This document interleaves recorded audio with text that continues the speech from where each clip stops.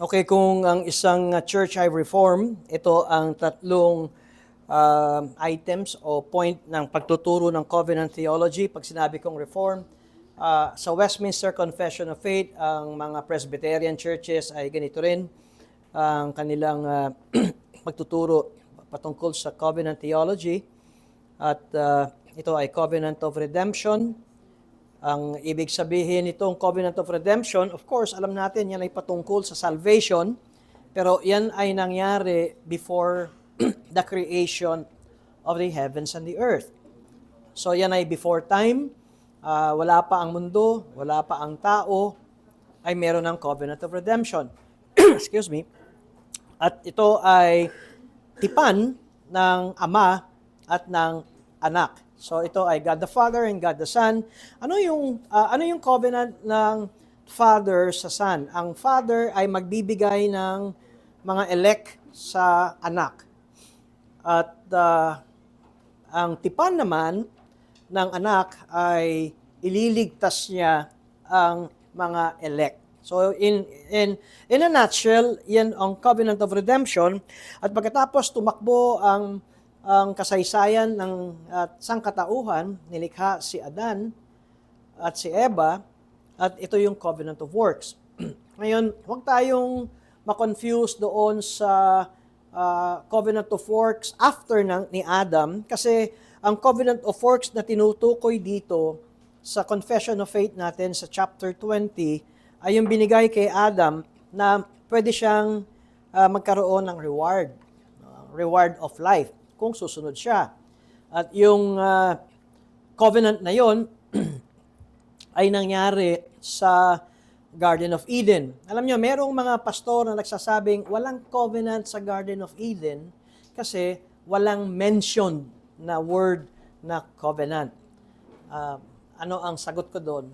Yan ay word concept fallacy. Hindi dahil walang word na covenant, wala nang covenant sa Genesis chapter 3.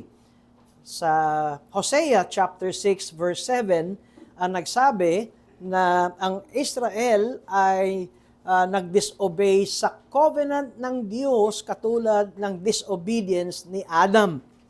So pag nakita natin, maaring tumakbo ng mahabang panahon, pero si Prophet Isaiah nagsabing, may covenant ang Diyos sa Israel, may covenant din ang Diyos kay Adam.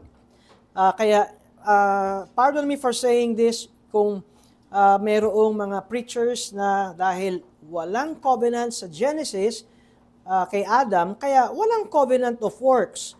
Well, para na rin natin sinabing walang Trinity sa Bible, edi hindi tayo dapat Trinitarian. Some point natin, ang hinahanap natin dito is the theology or the teaching behind the books of the Bible. Definition natin ng covenant, it is more than a promise. No? Ang pangako ay just pangako. Ang covenant ay mas kumbaga mas seryoso at mas formal. Two parties, ang isang party ay ang Diyos at ang Diyos ang nag-i-initiate lagi ng covenant. At ang isang party ay ang tao at pagkatapos ay merong sanctions, no? Merong blessing kapag sumunod, may reward, pero merong punishment kapag nag-disobey. At yung kay Adam ay covenant of works. At nung si Adam ay nag-fail, and so lahat ng tao ngayon ay naging makasalanan dahil kay Adam, at kaya nagkaroon ng covenant of grace. Kasi wala nang makakalapit sa Diyos dahil ang lahat ng tao ay makasalanan. Kaya nga sinasabi natin sa ating paragraph 1 ng Confession of Faith, the distance between God and the creature, tayo yun, is so great that although reasonable creatures do owe obedience to Him as their Creator, yet they could never have attained the reward of life but by some voluntary condescension on God's part, which we had been pleased to express by way of covenant. Kaya itong pinag-aaralan nating covenant na ito, number one, it is a voluntary condescension on God's part. Kaya hindi ito natural, no, na arrangement o ng ating pagtugon sa Diyos. Ang natural na ating makikita creator, creature, ang natural hindi tungkulin ng Diyos na bigyan tayo ng reward. Tungkulin natin sumunod sa Diyos at hindi tayo pwede mag-demand sa Kanya dahil siya ang manlilikha. Pero sa covenant, ito nga pinag-aaralan natin, ay doon pumapasok yung mga sinasabi nating reward of life. Ito yung ating tinitignan na pag-aaral na galing sa diagram ni Dr. Sam Renihan, na tatlo ang nakikita nating kingdom sa covenant theology. At ito ay sinundan din ni Samuel Renihan sa turo ng mga 17th century particular Baptist. Ito yung mga Reformed Baptist. Although, hindi nila tinatawag ang sarili nilang Reformed Baptist. Ngayon, alam nyo, kailan lang ba lumabas ang Reformed Baptist na pagtawag sa atin? Alam ba ninyo kung kailan? Ako, hindi ko alam. Pero parang late 50s or early 1960s. Doon lang lumitaw yung Reformed Baptist. Kaya nga, sabi ng mga Reform, hindi katanggap-tanggap yan, di ba? Dahil kailan ba naging Reform ang Baptist? Pero ang ganitong turo ay ang tawag nila noon 17th, ang tawag nila particular Baptist. Kaya pag nariging particular Baptist, uugat tayo ng 17th century. Ngayon, sa turo ng mga particular Baptist, ay merong ganitong klaseng tinatawag nating division or teaching, kingdom of creation, yung kay Adam, at makita nyo yung covenant of works, yung sinasabi natin kay Adam lamang binigayaan. Pero, yung covenant of works ni Adam ay equals eternal life kung meron siyang pagsunod. Kaso alam na natin, Adam failed. At under ng kingdom of creation, si Noah, bakit si Adam at si Noah, narinig natin kanina sa scripture reading, pareho yung covenant ng Diyos kay Adam tsaka kay Noah magpakarami at punuin ang buong mundo. Pero pagdating kay Abraham, dito na nagsimula ang Israel dahil ang pinanggalingan ng lahat ng mga Israelita ay si Adam. At ganun din, pagdating ni Moses, isang tao lang ang pinag-uusapan natin. Isang lahi lang ang pinag-uusapan natin, lahi ni Abraham. At ganun din, nung nagbigay ang Diyos ng tipan kay David, ito ay lahi pa rin ni Abraham. Kaya sa hanay na yan ay nandoon ang kingdom of Israel. So mayroong covenant ang Diyos kay Adan at kay Noah. And for theological purposes, ay yan ay nasa ilalim ng kingdom of creation. Ngayon, pagdating ng tipan ng Diyos kay Abraham, kay Moses, kay David, yan ay nasa ilalim ng tipan ng Diyos sa Israel o bansang Israel. At malapit na tayo pumunta dito sa Kingdom of Christ. Mapapansin ninyo, sa ilalim ng Kingdom of Christ ay nandun ang Covenant of Redemption. Kung babalikan natin yung Covenant of Redemption, yung una ay sinasabi natin dito kay Christ na totoo, ang simulain ng lahat ng yan ay ang tipan ng Ama sa anak.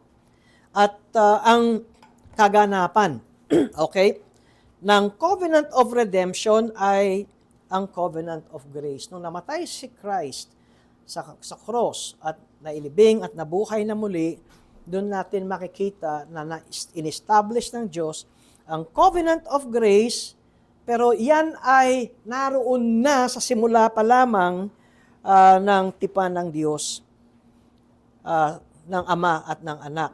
Kaya pag tinignan natin yung ating paragraph 2, moreover, man having brought himself under the curse of the law by his fall, it pleased the Lord to make a covenant of grace.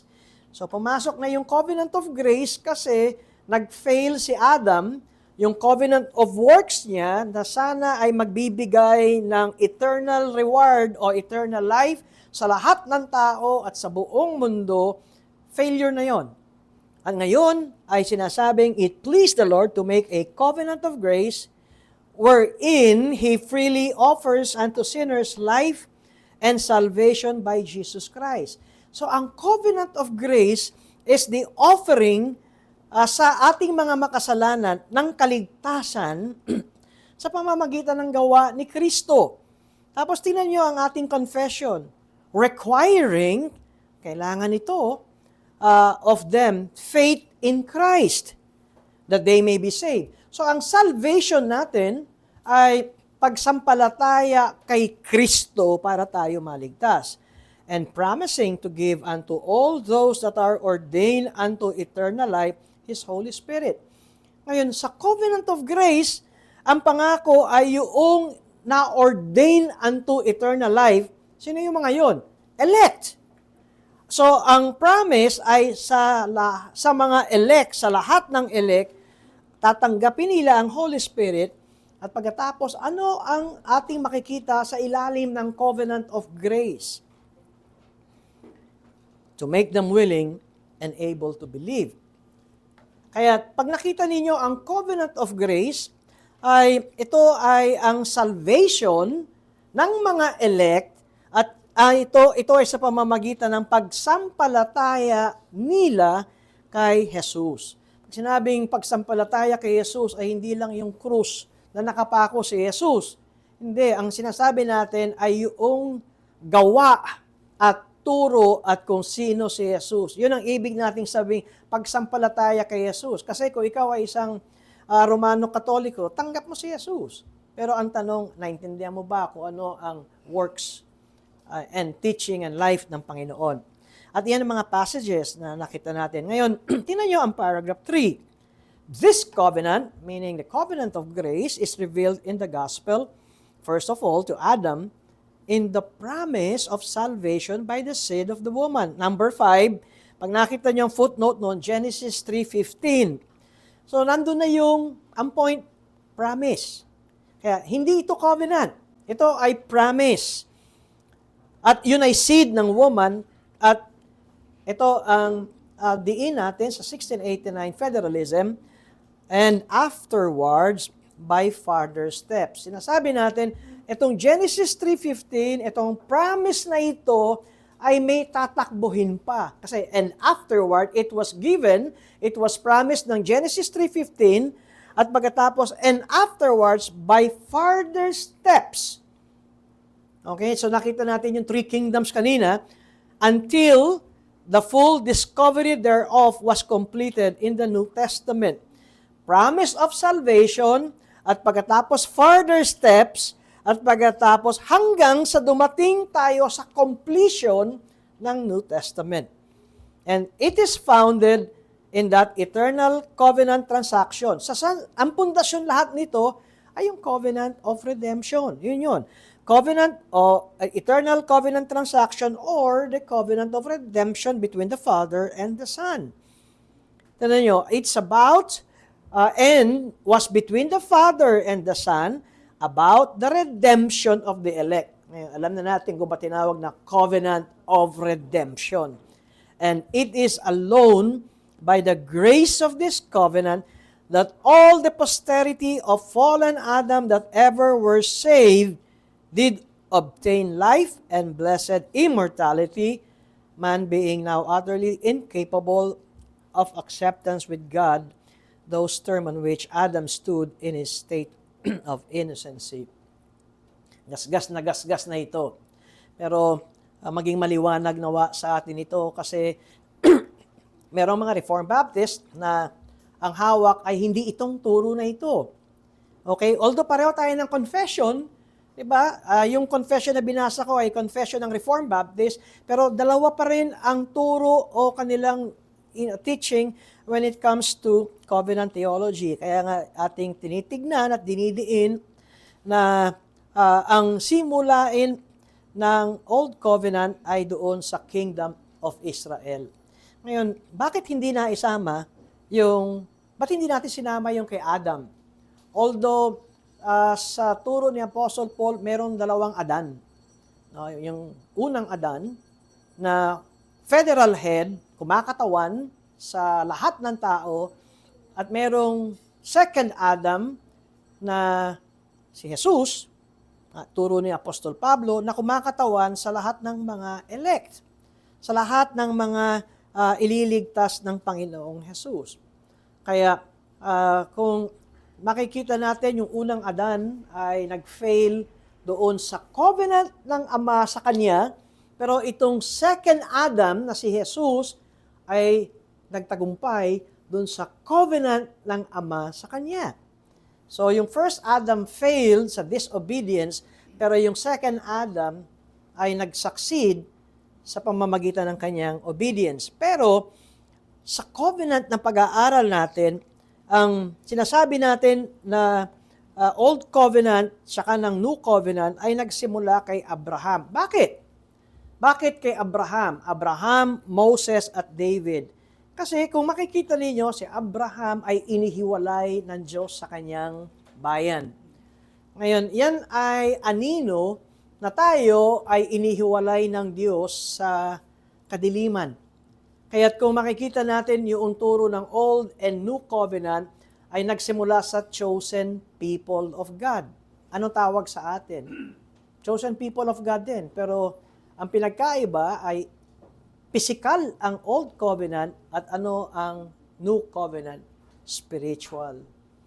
Ang Old Covenant, Israel talaga, galing kay Abraham. Tayo ay hindi galing kay Abraham. Diba? Tayo ay tinawag ng Diyos. Although maari nating masabing tayo ay maari nating tawagin si Abraham na ating ama, pero saang bagay? Hindi sa laman, wala naman tayong lahing Hudyo, pero sa pananampalataya. Si Abraham ay naging ating spiritual father in a sense. Kasi Abraham believed God and it was credited to him as righteousness. Sa pag-aaral natin, itong sinasabi natin na ang tungkulin ng Old Covenant ay ihatid ang anak ni Abraham na magiging anak ni David, ibig sabihin magiging lahi ni David at siya ang Messiah.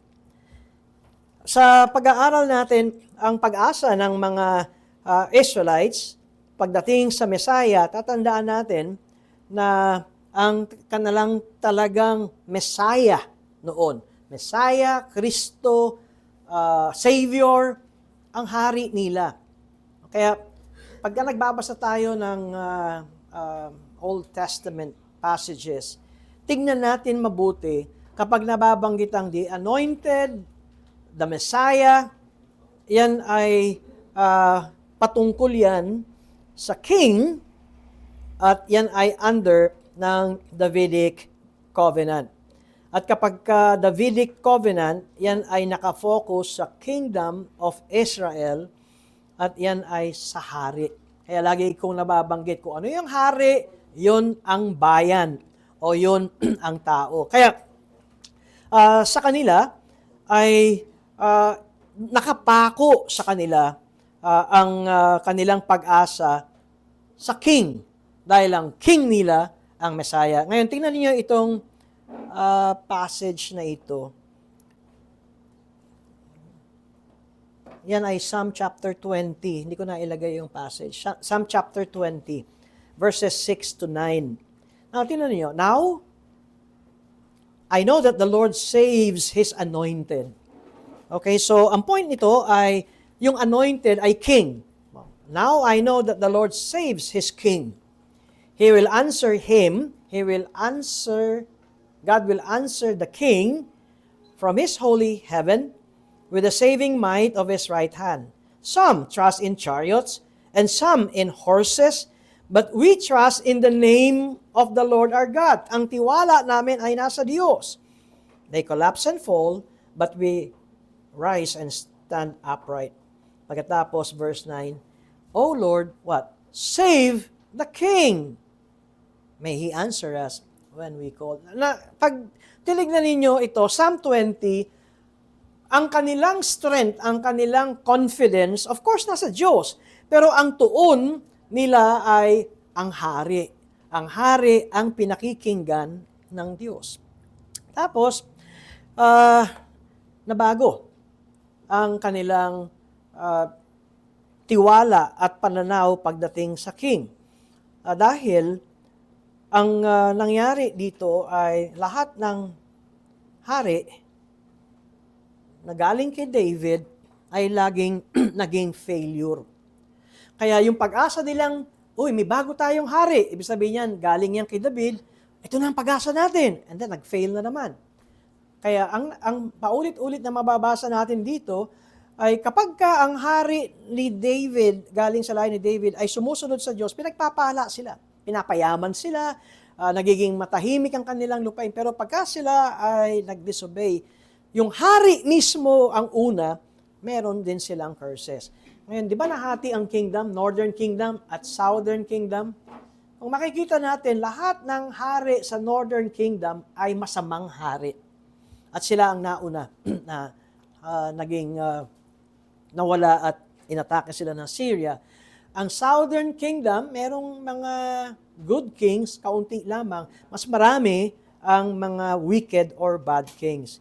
Ang point na gusto kong makita natin, dahil yung kanilang present hope lagi, no? Yung kanilang, kapag may hari, nabubuhay ang pag-asa nila, at kapag yung hari ay hindi naging matagumpay, bakit ba hindi naging matagumpay? Kasi yung mismong hari ay nagkakaroon ng disobedience sa Diyos. Kaya, ang kanilang tinatawag na Davidic covenant, parang nawawala. Parang hindi ata tama. Kaya yung expectations ng mga Israelita ay humihina at nawawala. At sabi ko nga, ang kadalasan makikita natin, ang Diyos kung nagbibigay ng tipan ay laging nasa federal head. Kay Adan, diba? Kay Noe, kay Abraham, ngayon kay David. Si Moses, hindi ko nabasa na nagkaroon ng federal head si Moses. Si Moses ay hindi federal head. Si Moses ay mas makikita nating mediator, tagapamagitan sa Diyos at sa Israelita. Pero si David ay isang federal head ng Israel at ang tawag kay David ay Son of God at Anointed One. Diba? Yun yung mga title na makita natin na si David ang maging protector ng Israel. Ngayon, ang lahi ni David, ang mga magiging anak niya, ay dapat din maging protector ng Israel. Kaya lamang ay nagkaroon ng ibang pananaw. Kaya pumasok dito at nag-shift dito ang kanilang paghihintay ng future Messiah. Okay? Ngayon, mula sa lahi at anak ni David at naubos ng lahat, alam niyo kasi sino ang huling hari ng anak ni David o lahi ni David? Si Zedekiah. Bago sila dinala sa Babylonia. Alam niyo ba ang ginawa kay Zedekiah? Sa harapan niya ay pinatay ng mga Babylonia ang mga anak niya. Ang ibig sabihin nun, ano? Wala nang hari.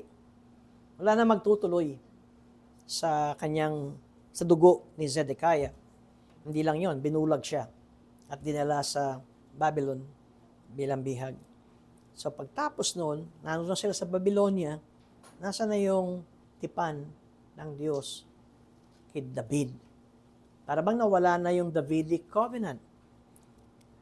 Ngayon, si Jeremiah, nung wala na ang pag-asa nila sa Davidic covenant, ay nag-prophesy. At ang prophecy ni Jeremiah, behold, the days are coming, declares the Lord. Tingnan ninyo ito, futuristic ito, future ito. Behold, the days are coming, darating na mga araw, when I will fulfill the promise. When I will fulfill the promise I made to the house of Israel and the house of Judah in those days and all that time, I will cause a righteous branch to spring up for David. Wala na si David dito. Wala na nga yung lahi ni David.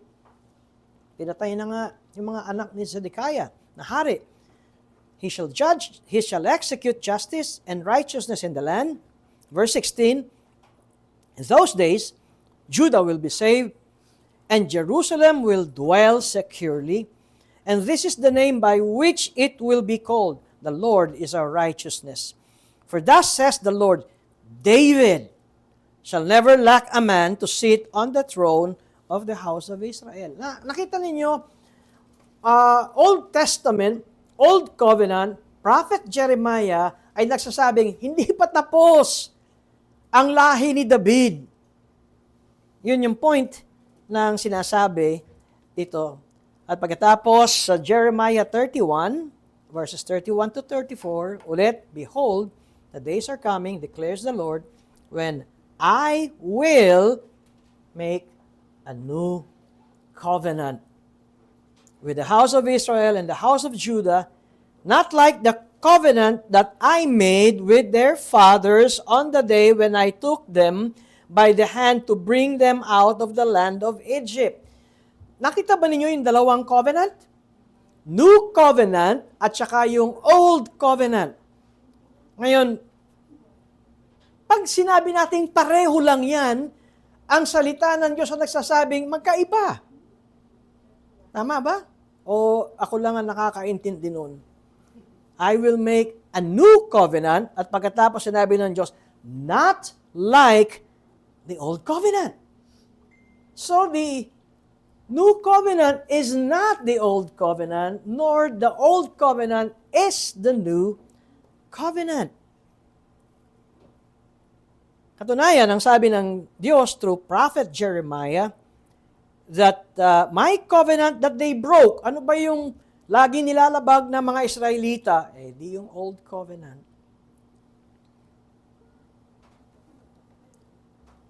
Verse 33, For this is the covenant that I will make with the house of Israel after those days, declares the Lord, I will put my law within them.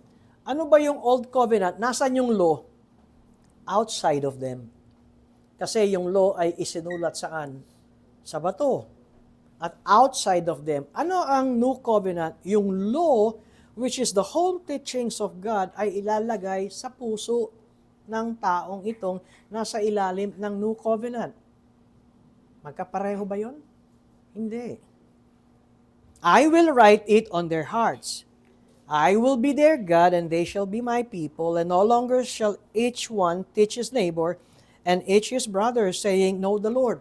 Alam niyo, pag nakita niyo sa Old Covenant, ang knowledge nila sa Diyos ay nanggagaling lagi sa Levites, sa priest. Yung natuturo sa kanila. At dito sa New Covenant, lahat will know the Lord. Meron ng testimony ikaw ang bawat isa nasa ilalim ng New Covenant. At ito ang sinabi, For I will forgive their sin, and I will remember their sin no more. Yung Old Covenant ay lagi silang tumatalikod at pinarurusahan ng Diyos.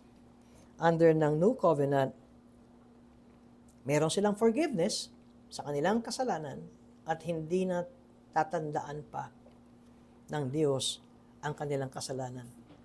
Tanungin ko kayo, magkapareho ba yung old sa new? Hindi. At dito sa ating pag-aaral, sinasabi natin na when the future perfect Messiah comes, kasi naubos na lahat yung present Messiah nila, so meron pa bang darating? Diba? At nag-prophesy si Jeremiah na meron pa. Meron pang anak ni David ang darating. Kaya sa pag-aaral natin ito, so merong future Messiah, may future king. At itong future king na to ang magdadala ng new covenant. At pagkatapos, and all the people of the Lord will know God.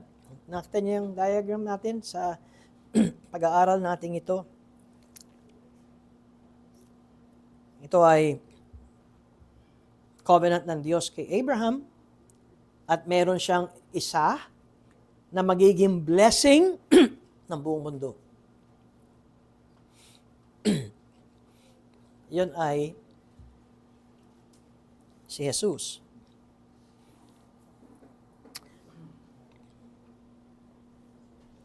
Ang isang magandang maunawaan natin pag nagbabasa tayo ng Old Testament tsaka ng New Testament ay yung tinatawag nating types and antitype.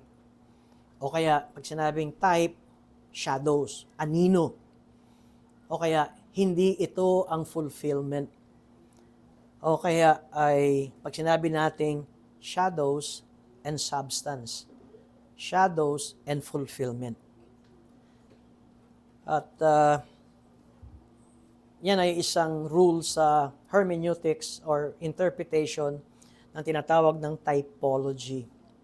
Kaya kumisan maraming nagkakamali, ina-apply nila yung nasa Old Testament na ia-apply pa rin sa buhay natin ngayon. Kaya sa proper interpretation ay dapat na makita natin, particularly ang Old Testament is for earthly Israelite, Old Covenant, at ang New Covenant is for the spiritual Israelite. Earthly, panlupa, sa New Covenant, spiritual and heavenly. Now, pagdating sa Luke chapter 1, verses 26 to 23, in the 6th month, the angel Gabriel was sent from God to a city of Galilee named Nazareth to a virgin betrothed to a man whose name was Joseph, of the house of David. And the virgin's name was Mary. And he came to her and said, "Greetings, O favored one, the Lord is with you." But she was greatly troubled at the saying, and tried to discern what sort of greeting this might be. And the angel said to her, "Do not be afraid, Mary, for you have found favor with God. And behold, you will conceive in your womb and bear a son, and you shall call his name Jesus." It rings a bell. Genesis 3:15. Ang binhi ng babae ang dudurog sa ulo ng ahas. And you shall call his name Jesus. He will be great, and will be called the Son of the Most High. And the Lord will give to him the throne of his father David. And he will reign over the house of Jacob forever, and of his kingdom there will be no end. Anong pagkakaiba ng kaharian ni David tsaka ang kaharian ni Hesus Kristo? Well, si David siguro nakasakay sa puting kabayo. Yung kabayong pandigma. Ano sinakyan ni Jesus nung pumasok sa Jerusalem? Donkey. Sa tunog lang, iba na eh. Ganun daw yung tunog ng donkey. Yung pandigma. Nakita niyo yung point doon. Kaya nga sabi ng mga tao, paano sinasabi yung Son of David? Ang sinasakyan niyang, hindi naman pandigma yan eh. Tingnan niyo yung concept at mindset ng mga Israelita. Earthly Messiah. Binabago na ng Diyos ang isipan nila. Spiritual ang kaharian ng nasa plano ng Diyos. Kaya from Abraham, Moses to David, the mystery revealed that a Davidic son, a Messiah, the anointed one, the Christ, would gather the nations in the house of God through a new covenant. Nakita niyo yung kay Abraham, pararamihin ko ang iyong salinlahi, bibigyan ko kayo ng lupa, at merong kang magiging anak na magiging blessing ng buong mundo. Kaya, from the Old Covenant, ang point, there will be a king on the throne of David. Matandaan ninyo yung prophecy ni Isaiah. Nung sinabi ni Isaiah, sa Isaiah chapter 9, no? Ito yung sa Isaiah chapter 9, "For unto us a child is born," verse 6, di ba? "To us a son is given, and the government shall be upon his shoulder. And his name shall be called Wonderful Counselor, Mighty God, Everlasting Father, Prince of Peace. And then of the increase of his government and of peace there will be no end. On the throne of David and over his kingdom, to establish it and to uphold it with justice and with righteousness from this time forth and forevermore. And so, sinasabi natin na ito ang paniniwala at inaasahan ng mga Israelites kung sino ang kanilang Messiah. Kaya sinasabi natin ang role ng Old Covenant ay ihatid ang Panginoon. Questions?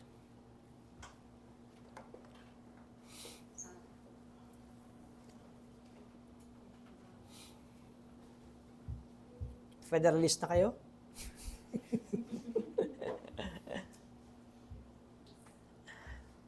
Okay. Yung sinabi niyo dito,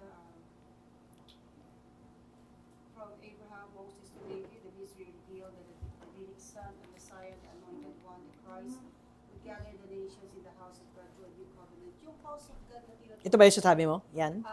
Yung house of God na tinutukoy dyan, yung ba yung church? Yung chosen people ng new covenant? Yeah. Kung makikita ninyo yung direction ng New Covenant, all nations will go to the house of God.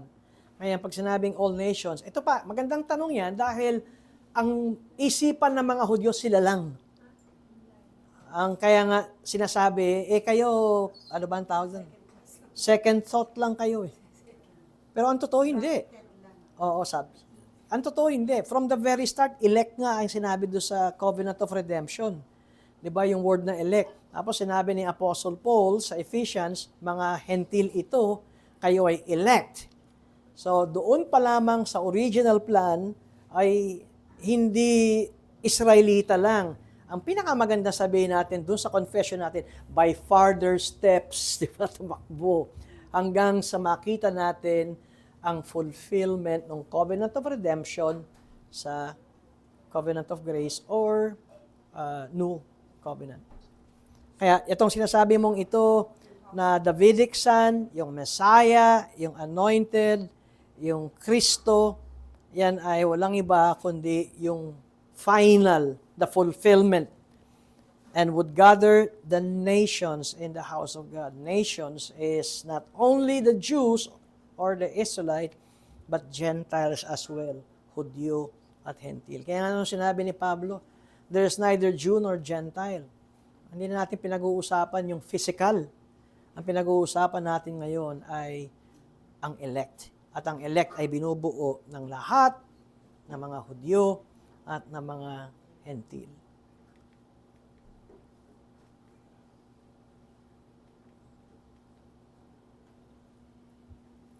Tinanong ko kung federalist na kayo.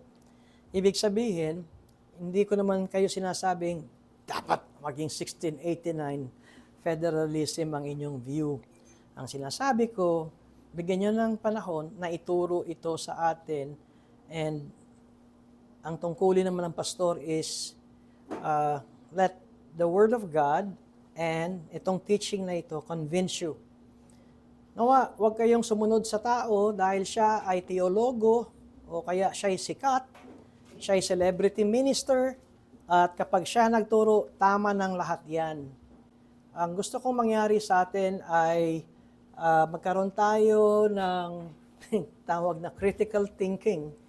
Stretch natin ang mind natin at kahit magaling siyang teologo sa Pilipinas, tingnan natin ano ang sinasabi ng salita ng Diyos.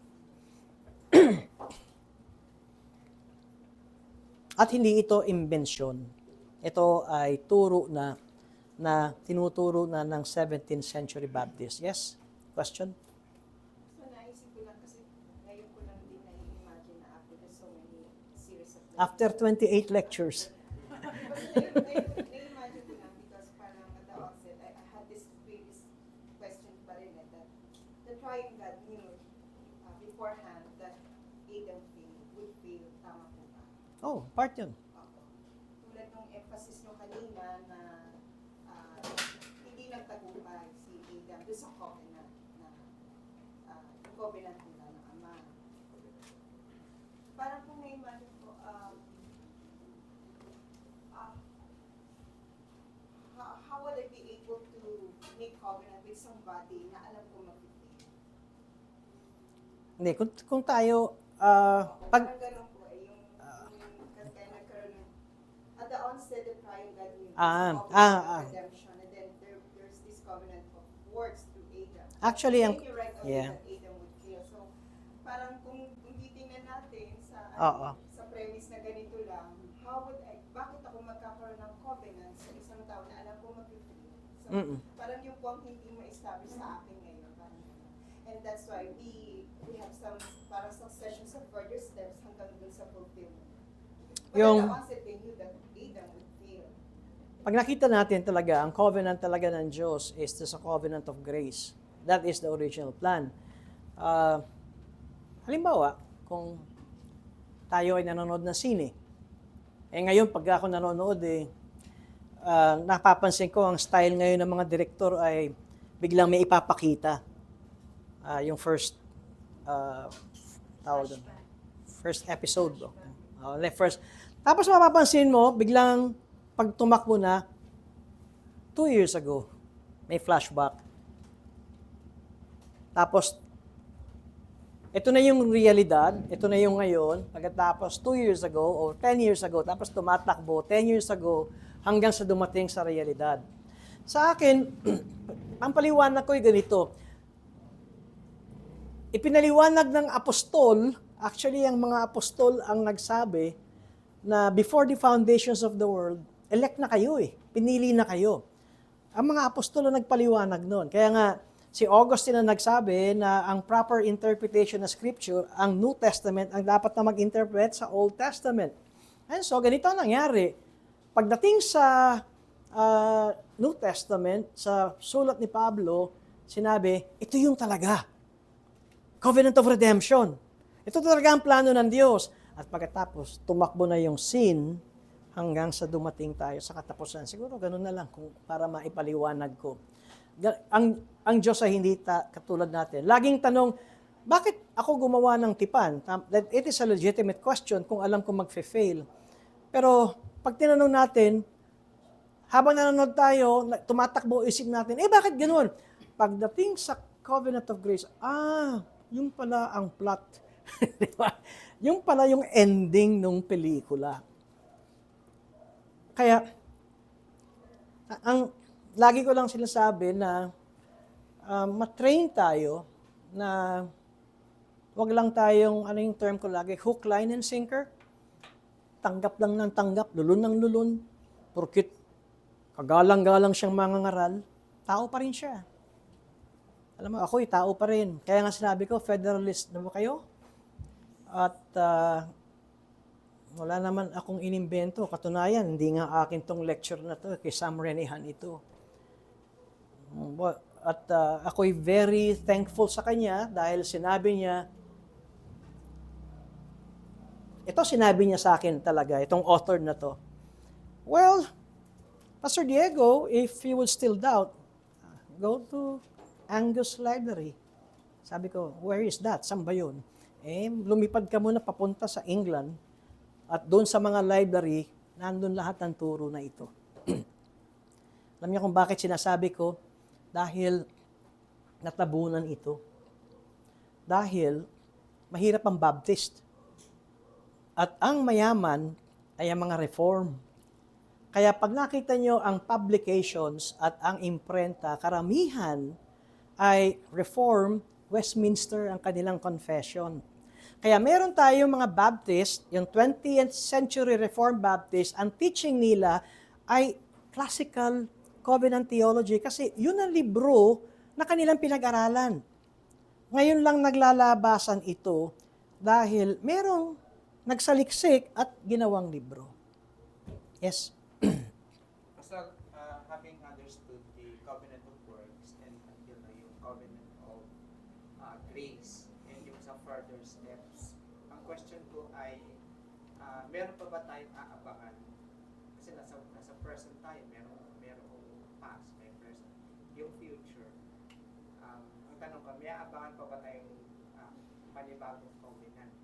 or revelation na lang po yun or katuparan na lang nitong ipinangako sa atin na sinasabi rin nga ng Scripture. Di ba sinabi ni Christ nung tinaguyod niya yung Lord's Supper, this is the new and everlasting covenant. Sabi niya, hindi na ako iinom nito sa pagbabalik ko na lamang muli. So ang aabangan natin ay yung second coming ni Christ. Yung second coming ni Christ is the completion kasi meron na tayong New Jerusalem. Meron tayong bagong mundo. Yun yung hinihintay natin, ang pagbabalik na muli ng Panginoon. Alam niyo kung bakit gusto kong i-emphasize yung multitude of nations will go to the house of the Lord. Alam niyo ang ibig sabihin nito? Evangelism. Alam mo kung makita natin, ang bawa sabihin natin, nakakatakot ebanghelyo itong taong ito, mukhang kriminal. O kaya ang daming tato o berdugo. Pero nangako ang Diyos, marami sa buong mundo na lalapit sa Diyos. At sa New Testament, nakita natin ang kailangan ay mangangaral. Kaya tungkulin natin, kahit nasa panlabas, parang antigas ng puso ay lumapit. Preach lang ng preach, share lang ng share. Abot ng tracts. Dahil yan ay sinabi ng Diyos sa 4 na sulok na mundo, marami ang lalapit at pupunta sa kanyang bahay. Ako nakita ko yon na evangelistic trust. Walang humpay na pangangaral at pagtuturo. And closing, maaga tayo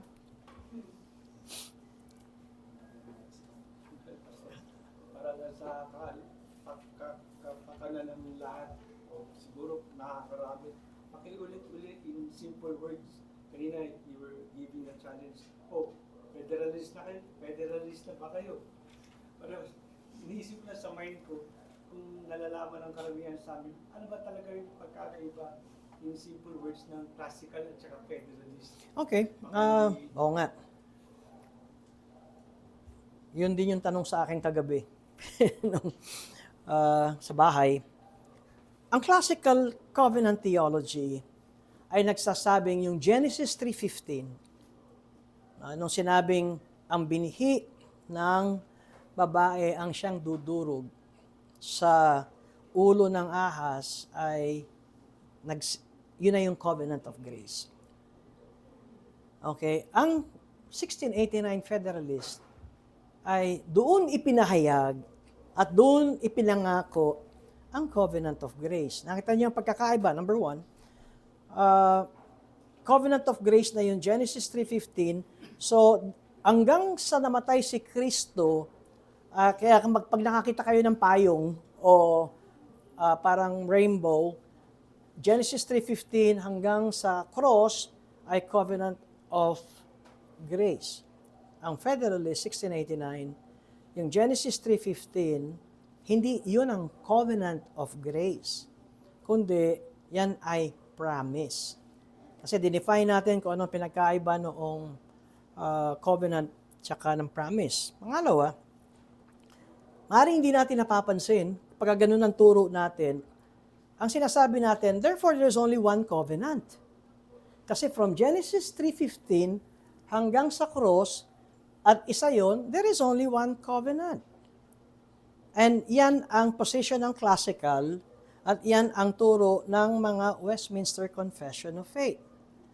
There is one covenant but two administrations. Iba yung administration niya sa old at ibang administration sa new. Ang 1689 Federalism ay sinasabing there are two covenants. Yung old covenant at saka ang new covenant.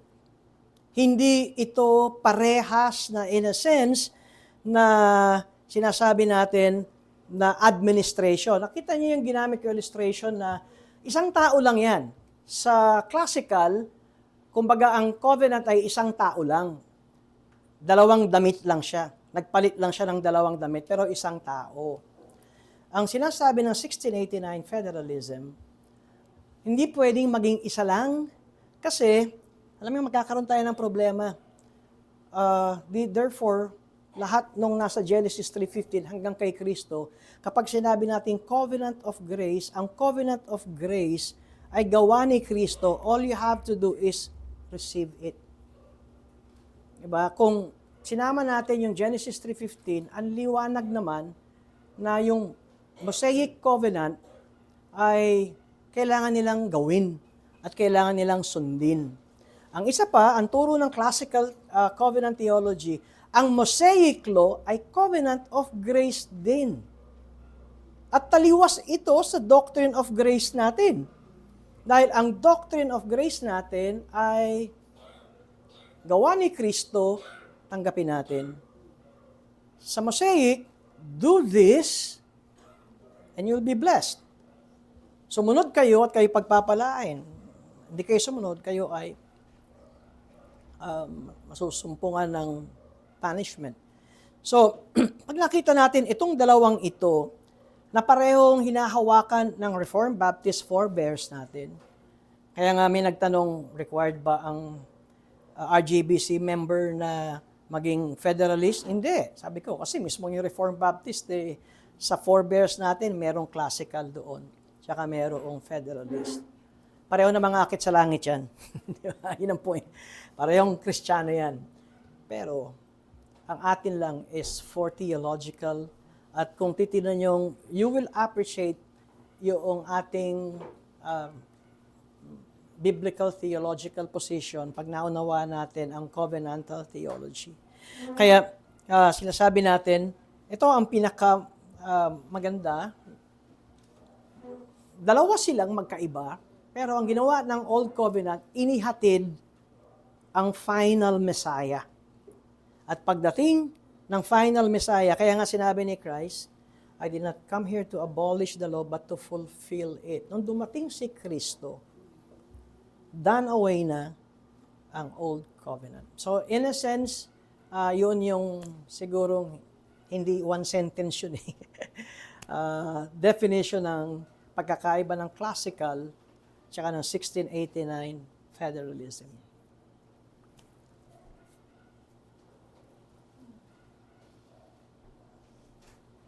Kaya tinatanong ko kayo kung kayo ay federalist na dahil kung bakit ko sinasabi yon dahil sa 28 lectures, tingin ko nabigyan ng anong tawag doon, proper foundation at mapakinggan. Ano ba itong 1689 federalism? Kasi ito ang bumubulabog sa mga Reformed Baptist ngayon. Dahil totoo, bago lang. Ang totoo, 10 years ago lang yan or 15 years ago, sa YouTube pa. Walang libro. Pero ngayon ay meron ng mga libro. Yes. Masabi ko lang, pwede bang sabihin, kung pwede bang sabihin sakali na hindi maintindihan ng iba, sakali na, hindi pa rin mababago na sila pa rin ay nasa Panginoon. At knowing this or not, hindi mababago yung kalagayan nila bilang mga anak ng Diyos. Oo. Yun nga sinasabi natin.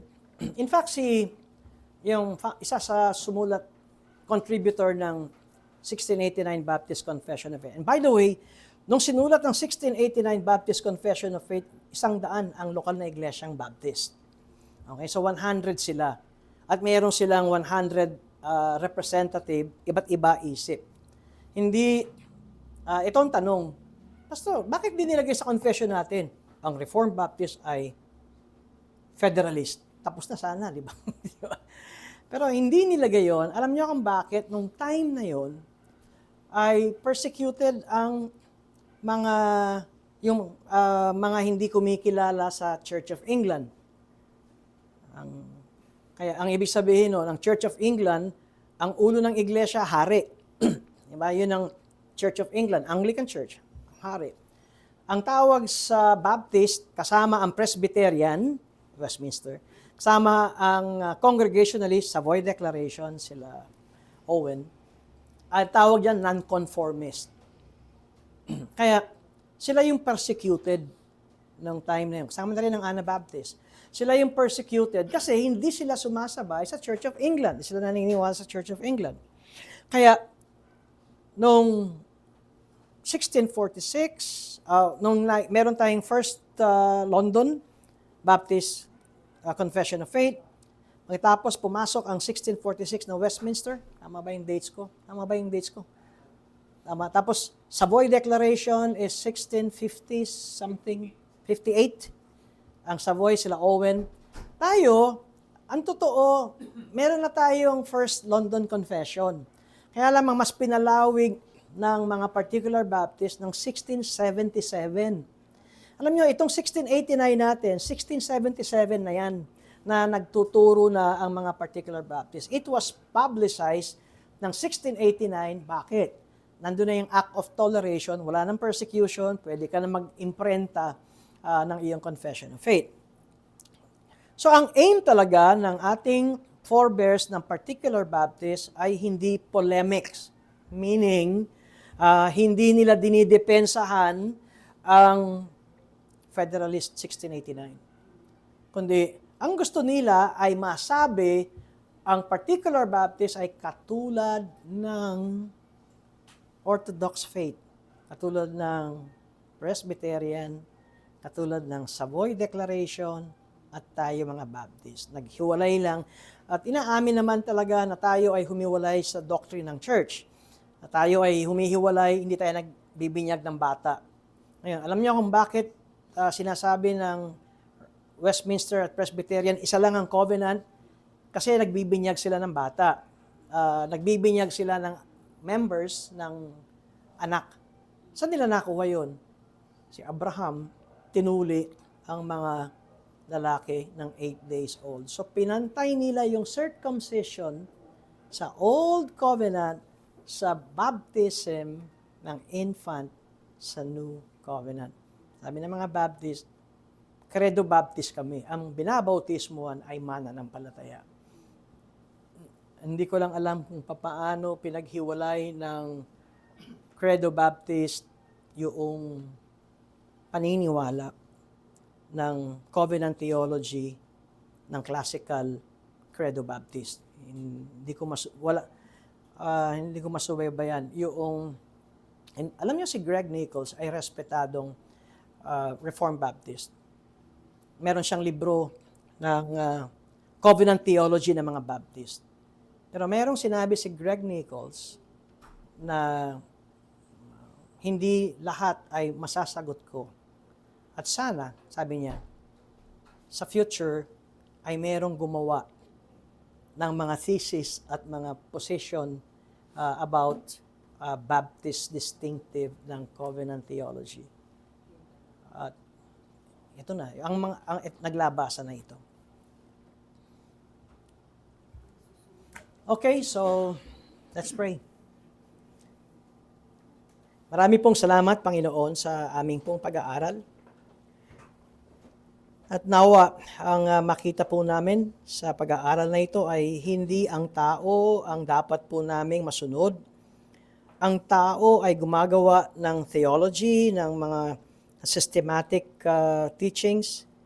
Pero nawa sa aming pong mga doctrines at theological position, ang ipakita nyo sa amin, Diyos, at bigyan ng kapayapaan ang aming isipan kung ito ay tumutungtong sa inyong salita.